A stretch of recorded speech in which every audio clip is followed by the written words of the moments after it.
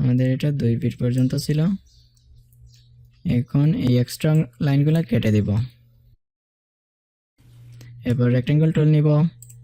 Rectangle টুল নিয়ে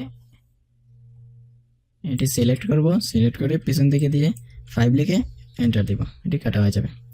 এরপর এই এক্সট্রা লাইনগুলোকে মুছে দিব। এরপর এসিডি জানালা যেটা রয়েছে এখানে দিব। উপর থেকে লিন্টেল পর্যন্ত আমাদের আছে 7 ফিট। এরপর নিচ থেকে আছে 2.5 ফিট, দিয়ে এন্টার দিব। আর বাথরুমের জন্য উপর থেকে 1.5 ফিট দিব। এখন রেক্টেঙ্গল কমান্ড নেবেন, এগুলোকে সিলেক্ট করবেন। এরপর এটা ডবল ক্লিক করলে কাটা হয়ে যাবে। পূর্বে আমরা যে কেটেছিলাম এটা অটো সেভ হয়ে আছে। এখন আমরা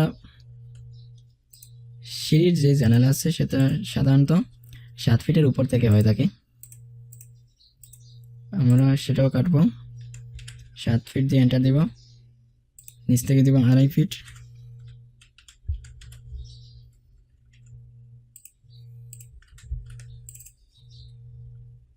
সিঁড়ির জানালাটি 7 ফিটের উপর কেটে দিব।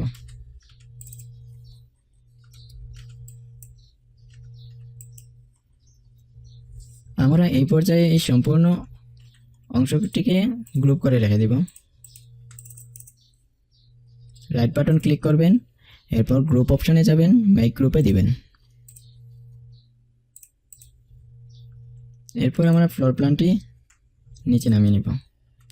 আমাদের এখানে একটি সেকশন ড্র করতে হবে, এটা পরবর্তীতে আমরা করব। এখন চলে যাই ফার্স্ট ফ্লোরে।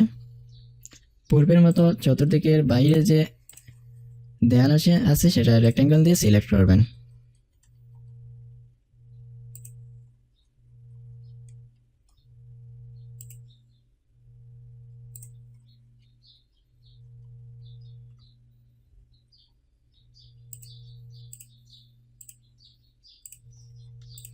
ভিতরের অংশ কন্ট্রোল এক্স দিয়ে কেটে দিবেন।